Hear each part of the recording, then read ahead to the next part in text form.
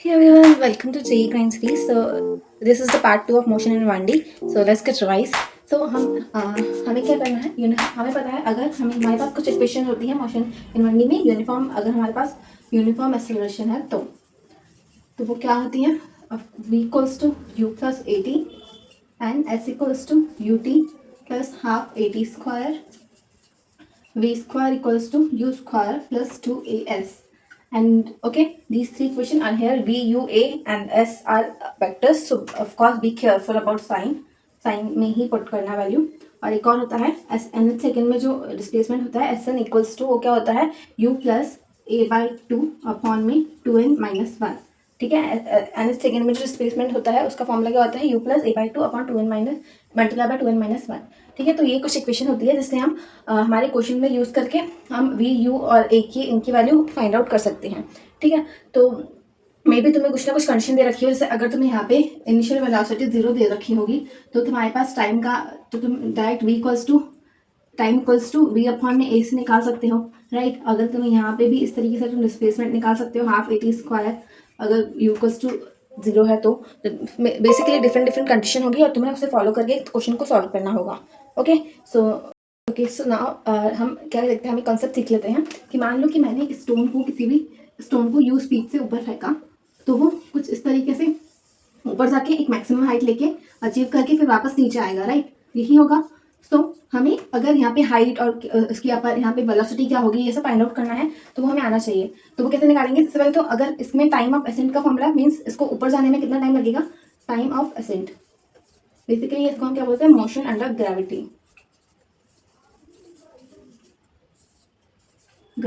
Okay. Time of ascent का formula क्या होगा, T equals to U by G. And similarly time of descent का formula भी यही होगा, टाइम ऑफ एसेंट और time of descent. Time of descent means इसको स्टोन को ऊपर जाने में कितना टाइम लगेगा, और time of descent means stone को नीचे आने में कितना टाइम लगेगा, राइट. तो T equals to U by जी. और अगर सिमिलरली अगर तुम्हें ये हाइट निकालनी है, ये एच की वैल्यू निकालनी है, तो वो क्या होगी, एच इक्वल्स टू, वो तुम अपने फॉर्मूले में पुट करके निकाल सकते हो, यू स्क्वायर बाई टू जी. वो 3 फॉर्मूले देखे थे ना अभी, 3 इक्वेशन आई मीन. और टाइम का एक और क्या होगा, अंडर रूट ऑफ, अगर किसी भी गिवन हाइट पे टाइम अगर पूछा हो, एक और 2 under root of 2h by G. Okay. So now अगर तुम्हें मान लो एक और चीज कि तुम्हें कोई पर्टिकुलर हाइट दे रखी है, एक h हाइट दे दी, स्मॉल h, और तुम्हें वहां पे टाइम की वैल्यू पूछ रहा है. ठीक है, तो देखो जो स्टोन होगा वो दो टाइम के लिए h हाइट पे आएगा, एक बार ऊपर जाते समय और एक बार नीचे जाते समय. अगर हम किसी भी चीज को फेंकेंगे तो वो एक टाइम पे एक जगह को 2 बार कवर करेगी ना. सो इसलिए यहाँ पे हम एच कैसे निकाल सकते हैं, तो एस इक्वल्स टू होता है you T plus half A T square, you T plus half A T square. यहाँ पे जी की वैल्यू तुम डाउनवर्ड में पॉजिटिव ले लेना. तो अगर तुम इस क्वाड्रेटिक इक्वेशन को सॉल्व करोगे तो टी की तुम्हारे पास 2 वैल्यू आएगी, राइट. जो कि जो कम वाली होगी वो तो ऑफकोर्स यहाँ के लिए होगी, और मीन्स 2 वैल्यू तुम्हें टी की मिलेगी और तुम आराम से अपना आंसर दे पाओगे. ठीक है, तो ना ओके, तो आगे देखते हैं. अब हम आगे ग्राफ की बात कर लेते हैं कि ग्राफ बेसिस क्वेश्चन आते हैं हमारे पास एग्जाम में, वो कैसे होते हैं.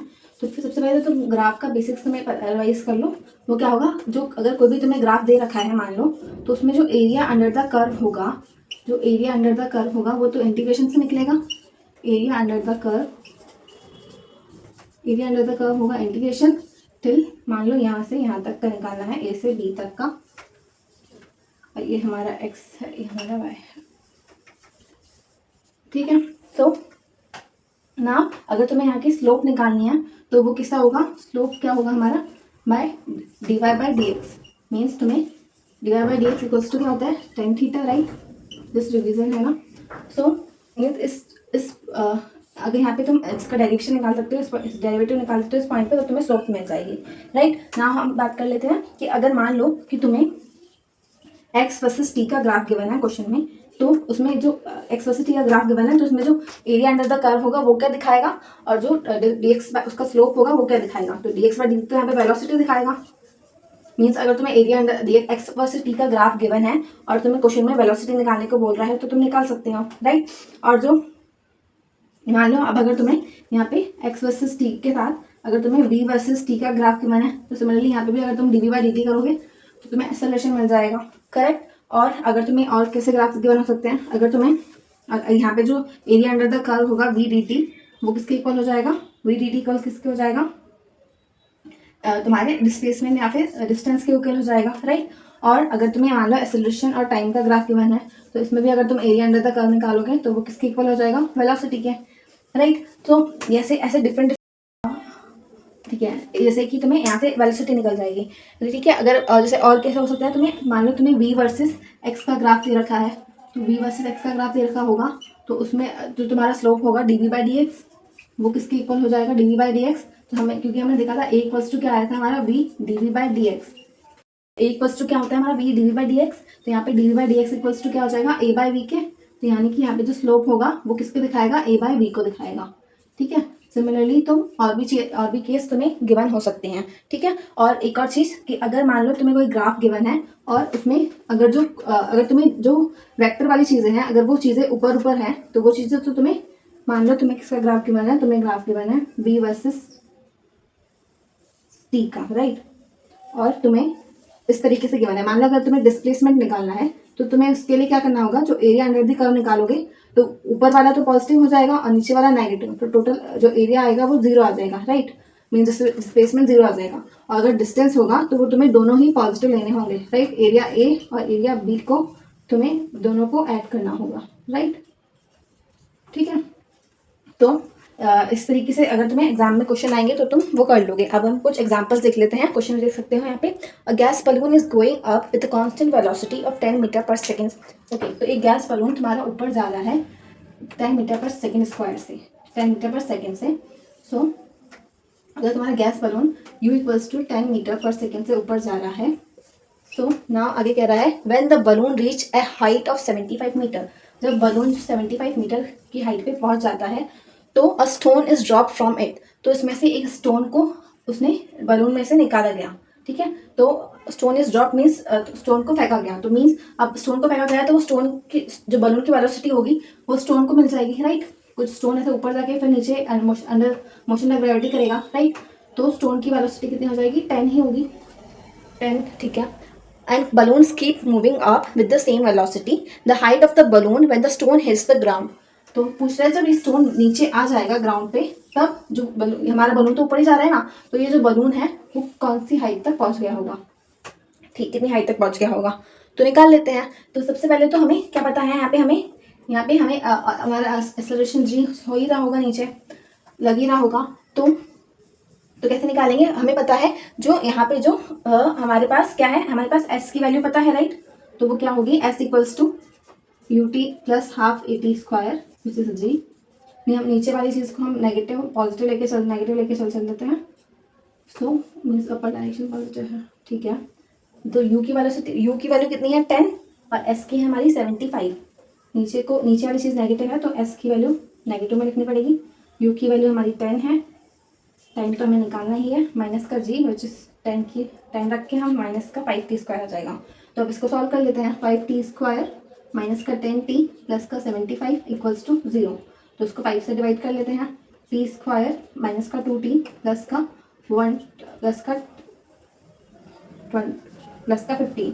तो इसको सॉल्व करते हैं तो ये कितना हो जाएगा, -15, 3 5 का, ओके 3 5 3 15, ओके। तो ये कितने हो रहा है, -5 और -3 में, तो t -5 और t -3, करेक्ट t -5 और t प्लस गलत हो गया, t -5 और t plus 3, correct.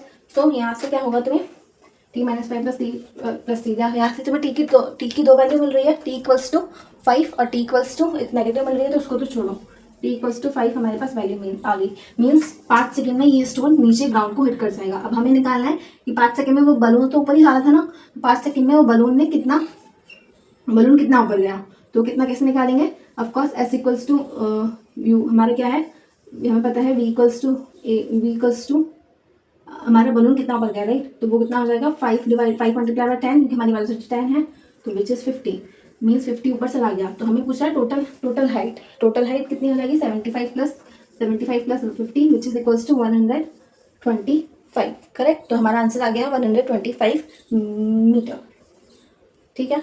Next question देखते हैं। नेक्स्ट क्वेश्चन क्या कह रहा है कि the velocity versus time plot of a particle is shown in the figure. तुम्हें v और t का प्लॉट दे रखा है, वो कुछ ऐसा है, v वर्सेस टाइम का प्लॉट दे रखा है, ठीक है। और आगे क्या बोल रहा है कि for a time interval of 40 second, for a time interval of 40 second के लिए तुम्हें ये टाइम दे रखा है, ठीक है। और ये +5 है, ये -5 है, ठीक है। आगे बोल रहा है the total distance travel by the particle and the average velocity during the period are. तो टोटल डिस्टेंस और एवरेज वेलोसिटी पूछ रहा है, टोटल डिस्टेंस और एवरेज वेलोसिटी, ठीक है। तो निकाल लेते हैं। तो सबसे पहले तो हमारे पास पता है डी वी वर्सेस टी का ग्राफ हो तो उसमें जो एरिया अंडर द कर्व होगा वी डी टी, वो किसको दिखाएगा, डिस्प्लेसमेंट को, मतलब डिस्टेंस और डिस्प्लेसमेंट, ठीक है। तो वो हम डिस्टेंस निकाल लेते हैं एरिया अंडर द कर्व से। तो डिस्टेंस के लिए तो हमें दोनों पॉजिटिव लेना, ऊपर और नीचे, ऊपर और नीचे जो होगा एक्सिस के दोनों को पॉजिटिव लेना पड़ेगा।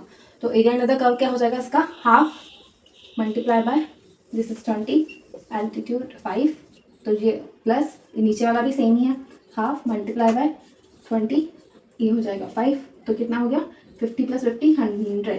तो ये तो हमारा आया डिस्टेंस, राइट, डिस्टेंस आ गया। नाउ हमारे पास अगला क्या दे रखा है, एवरेज वेलोसिटी। तो एवरेज वेलोसिटी के लिए क्या होगा, डिस्प्लेसमेंट, एवरेज वेलोसिटी क्या होगा, डिस्प्लेसमेंट अपॉन में टाइम। डिस्प्लेसमेंट क्या है हमारा, अगर हम इसको और इसको ये वाला चीज़ पॉजिटिव में होगी और ये वाली चीज़ नेगेटिव में लेंगे डिस्प्लेसमेंट के लिए, और डिस्प्लेसमेंट, राइट, तो वो कितना हो जाएगा, तो ये दोनों सेम ही वैल्यू है, तो डिस्प्लेसमेंट हमारा आ जाएगा 0, करेक्ट। तो एवरेज वेलोसिटी क्या हो जाएगी, 0 अपॉन में टाइम लेंगे तो उसकी वैल्यू कितनी आएगी, एवरेज वेलोसिटी की 0। तो हमारा आंसर क्या है 100,0, जो कि है ऑप्शन नंबर 3, ऑप्शन नंबर सी।